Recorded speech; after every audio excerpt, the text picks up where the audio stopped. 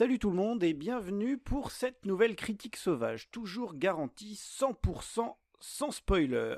On enchaîne à une vitesse record, mais c'est normal, printemps du cinéma oblige. On a profité des tarifs plus qu'avantageux pour squatter les salles obscures sans vider le PEL. Aujourd'hui, je suis encore en duo avec l'indéboulonnable David. Pourquoi juste nous deux ? Parce que Bertrand et Quentin ont posé un lapin. Ils avaient peur que le scénario du film du jour soit complètement con. Spoiler, ils avaient raison. Alors, comment ça va David ? Ça va bien. Salut Mika, bonjour à tous. Et donc, comme vous l'avez vu sur la miniature, on a été voir They Will Kill You. Bonsoir, je suis la nouvelle femme de chambre. Lorsqu'on est immensément riche, on s'attend à un niveau de service d'une grande qualité. Ça fait beaucoup de verrous. Cet immeuble est un temple dédié à Satan. Chaque mois, nous devons lui offrir un sacrifice humain. Et ce soir, c'est vous l'offrande. Donc, aux manettes de ce bousin, on retrouve Kyril Sokolov, qui s'est aussi occupé du scénario. Quelle tristesse. Côté casting, on a quand même, pour essayer de sauver les meubles, la vraie plus-value du film, c'est l'excellente Zazie Beetz, épaulée par Tom Felton et l'oscarisée Patricia Arquette. Mais alors, They Will Kill You, ça raconte quoi ? Alors, imaginez une jeune femme qui décroche un job. Elle devient une employée de maison dans un immense complexe résidentiel ultra luxueux et sécurisé à New York. Le cadre est magnifique, les collègues, les patrons et la clientèle ont l'air sympas. Mais très vite, elle se rend compte que derrière les sourires de façade et le marbre des halls d'entrée, l'hôtel cache des disparitions inquiétantes et des rites un peu trop particuliers. Bon, le décor est planté, l'ambiance est poisseuse, mais est-ce que ça tient la route ? David, est-ce que tu peux nous aiguiller là-dessus ? Ouais, bah t'as déjà un peu spoilé ton avis, toi, Oui, un petit peu. avec des petits pics par-ci par-là. Bah le film, en fait, le problème de ce genre de film, c'est que ça passe ou ça casse. On est quand même clairement dans du cinéma de genre qui vire au gore par moment. Alors, peut-on le dire ? On a dit qu'on spoilait pas. Ça vire au fantastique. On est quand même clairement dans un truc fantastique. Mais de toute façon, le film va tellement vite. C'est peut-être l'un de ses défauts. C'est qu'on est assez vite dans le bain. Ça pète dans tous les sens très tôt. Le film fait, je crois, 1h30, je sais plus exactement. Bah, après, il faut tenir la route pendant 1h30. Donc, bah, ils ont recours à tout un tas de trucs. Et effectivement, on vire au fantastique. Alors, il y a de l'idée. Peut-être trop. C'est certainement l'un des problèmes du long métrage. Il y a de l'idée. C'est plutôt pas mal filmé parce que c'est assez immersif dans les scènes d'action, etc. Alors moi, on en a discuté évidemment en off avant. Hein. Moi, je trouve qu'il y a un côté jeu vidéo dans le film. Oui, Hein. je suis totalement d'accord avec toi. Voilà, dans la mise en scène, alors qui est très très efficace, il n'y a pas de problème, hein, mais dans les scènes de baston, etc. Il y a vraiment un côté jeu vidéo et on pouvait même s'attendre à un moment donné à ce qu'on franchisse les levels de Ouais, cette espèce de gigantesque hôtel. C'est ça qui reste dommage sur le scénario, c'est qu'il y avait un potentiel je dirais pas de fou malade, mais il y avait un potentiel. Et Voilà. que en fait, bah, il n'est pas exploité du tout parce qu'on part sur des retournements de situation un peu. On en a un à la 20e minute qui vous fait partir totalement sur autre chose. Hein, parce Ouais. que sachez que si vous avez vu la bande-annonce, c'est que à peu près les 20 premières minutes du film. Mm. On a un retournement de situation qui arrive. Et en fait, du coup, le problème de ce retournement de situation, c'est qu'il est totalement dédramatisé par le fait que le film va continuer perpétuellement à vous faire des retournements de situation, toutes les 20 minutes, histoire d'essayer de garder votre regard sur l'écran. Alors qu'il n'en avait pas forcément besoin, je trouve. C'est en vrai, le scénario pêche énormément dans ce film-là, parce qu'en vrai, le casting, ça va. Hein. Moi, Zazie Beetz, elle est plutôt chouette à voir à l'écran. Elle est iconisée à balle, elle est badass comme pas possible. Elle fonctionne du feu de Dieu dans son personnage. Mais après, c'est un petit peu du globi-boulga de ce que le mec a digéré à droite, à gauche. Et en fait, c'est con. C'est con. Alors, il y a un aspect très régressif au film, mais qui est voulu totalement, je pense. Mais putain, mais c'est débile. C'est Alors, débile. ouais, j'irais pas jusqu'à dire que c'est débile ou con, mais effectivement, il y a le côté surenchère est pas forcément super bien assumé. Mais c'est un problème récurrent dans les films de ce genre-là. Hein. Alors là, on bascule pas complètement dans l'horreur, même s'il y a des passages quand même un petit peu borderline là-dessus. Mais oui, c'est pas super bien digéré en termes de référence. Film qui n'a rien à voir, mais notre précédente critique sauvage parlait d'un film qui digérait bien ses références, Le Crime du troisième étage.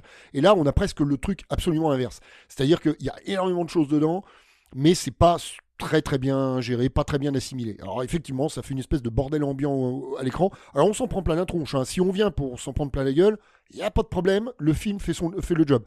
Mais on n'en retire pas grand-chose au final. Bon, tout est un peu permis, c'est-à-dire que, ouais... comme on part dans des délires, on va tellement loin au niveau du scénar que tout est possible. Et puis au final, on finit par se foutre un peu de ce qui se passe. Ça emmène, hein. On s'ennuie pas parce que ça, au niveau action, ça débande pas pendant 1h30. Maintenant, est-ce qu'on en retire grand-chose? Je sais pas. Moi, j'ai pas passé un mauvais moment, mais bon, voilà, c'est le film est, je pense, assez oubliable dans l'absolu.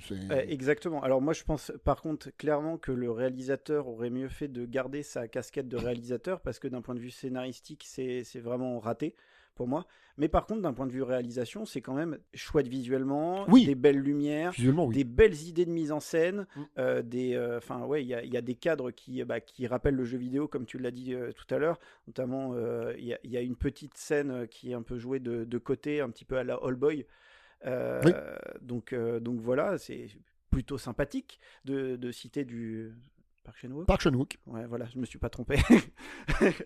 Mais du coup, non, mais je pense que c'est un vrai réalisateur. Après, d'un point de vue scénariste, il ferait mieux peut-être de laisser l'écriture à quelqu'un d'autre. Ouais, ce qui est d'autant plus dommage, c'est que moi je trouve que la meilleure partie du film, c'est le début. Oui. L'arrivée donc du personnage principal dans cette espèce d'hôtel, le début de sa nuit. Elle s'endort, etc. Ce qui se passe dans cette chambre, c'est assez intriguant. On ne sait pas encore trop d'ailleurs sur quel pied danser à ce moment-là. On va être dans un thriller, ça va devenir film d'action, ça va trashouiller visuellement, on ne sait pas trop. Bon, on est fixé assez vite, mais moi je trouve que la partie la plus intéressante, c'est la partie dans cette chambre d'hôtel. À partir du moment où on sort de la piole, d'ailleurs où on a le premier twist dont tu parlais tout à l'heure, là, on bascule un peu dans autre chose et là, ça commence à être un peu le bordel. En fait, il aurait dû s'arrêter là et ça aurait été un super court-métrage. Oui, mais du coup, pas exploitable seul. Mais voilà. Je voulais mentionner un dernier truc. On peut sentir une petite influence, l'école, on va dire, Tarantino, avec la bande-son. Oui.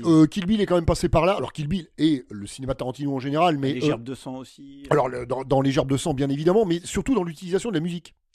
La bande-son, je la trouve quand même assez réussie. De ce point de vue-là, et je trouve que on sent l'influence de Tarantino. Voilà. Alors c'est toujours facile de dire oui, dès qu'il y a une musique cool dans un film, c'est influence Tarantino. De toute façon, le réalisateur connaît forcément le cinéma de Tarantino, dire qu'il s'en est inspiré. Alors ça, c'est autre chose. Toujours est-il que voilà, il y a dans l'utilisation de la zik plutôt cool. Je trouve qu'il y a vraiment un côté tarantinesque à ce niveau-là. Vraiment, la BO, chouette. Hein. Elle contribue d'ailleurs un petit peu à cette ambiance. L'ambiance est pas déconnante, je trouve, du film. C'est effectivement, je te rejoins, même si je suis un peu moins virulent que toi, ce qui déconne, c'est clairement l'écriture et le scénar dans sa globalité. Ah bah oui, et puis je vais rebondir sur ce que tu as dit sur Tarantino. C'est sûr que il y a de l'influence de Tarantino là-dedans. Après, moi j'ai pu voir dans certaines critiques, oui, c'est un petit peu comme Kill Bill. Alénique et vorace, si vous ouais, c'est quand même, ça lui arrive pas à la cheville non plus, faut pas déconner. Non. Hein. Voilà. Mais il y a une volonté, moi je trouve que le côté badass, tu l'as dit, du personnage principal, cette musique fun, machin, la démonstration très graphique de la violence, oui, ça fait penser à Kill Bill, mais alors sans évidemment tenir la comparaison, hein. Alors, on est bien d'accord, mais voilà. Bon. Après, alors amateur de films de genre, de cinéma de genre, vous pouvez tenter le coup, hein. C'est sûr que si vous êtes un peu moins habitué au truc et tout, il n'y a même pas de raison que vous y alliez. C'est vraiment du cinéma. Moi, je trouve que c'est très ciblé en termes de public, hein, de toute façon. Il faut dire une chose, c'est que t'étais pas le cœur de cible, toi, je pense. Peut-être avant. Maintenant, beaucoup moins. C'est moins ce que je recherche dans le cinéma à l'heure actuelle. Après, faut dire aussi un truc qu'on n'a pas dit, c'est qu'il y a beaucoup d'humour dans le film. Oui, Il y a c'est même vrai. C'est vrai. que ça soit d'un point de vue dialogue. Alors par contre, il y a des moments où on se dit, ah, le réalisateur et le scénariste, ils se sont dit, ça serait bien qu'elle dise ça parce que c'est quand même une super phrase. Et genre, en fait, ils ont fait une ils ont fait une scène autour et ils ont, hey, c'est bien, hein, mais ça fait rien avancer du tout et Oui, on vient oui. de perdre 5 minutes.